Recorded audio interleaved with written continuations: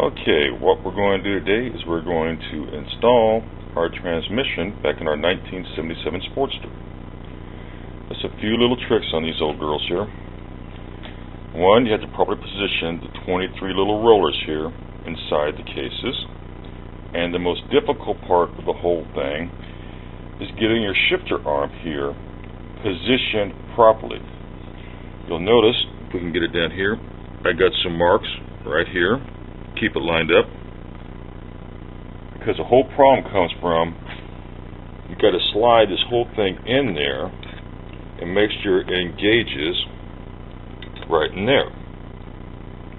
A lot of times people will get it in there and not have everything marked properly. What will happen is it'll be like this, and then all of a sudden the transmission won't shift, and then you got to take it all back out.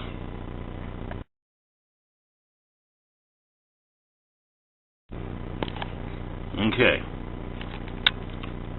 I got the 23 little roller pins in there. They're held in place by grease right now. I put a liberal coat on the outside, put them all in, put another coat on them again. And you can see they're quite happy where they're at.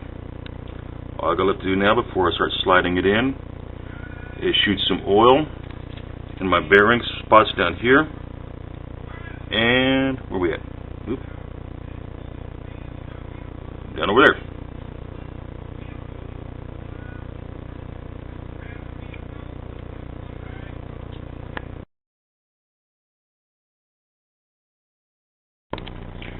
Alright, a few quick things before we put it in. See this little thing here? That needs to be pointed down, because this is what keeps the rollers on that bearing basically in place. If it's up, the chance you'll hit that little pin inside the case, which I'll show you in a second, and it won't let your transmission go in.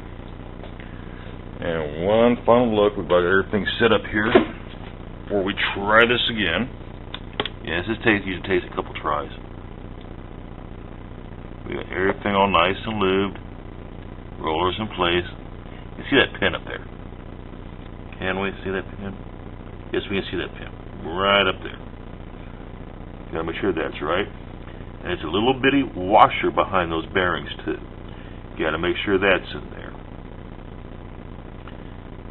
Yep. A lot of little things on this right here. This is like a delicate surgery here.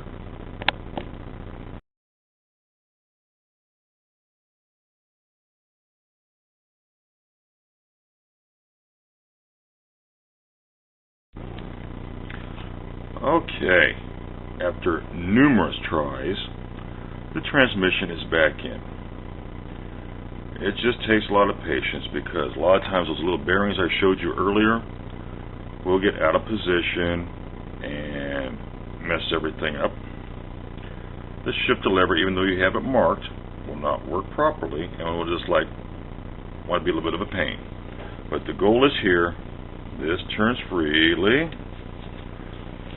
The shaft over here on the other side turns also, and when you move the shifter lever,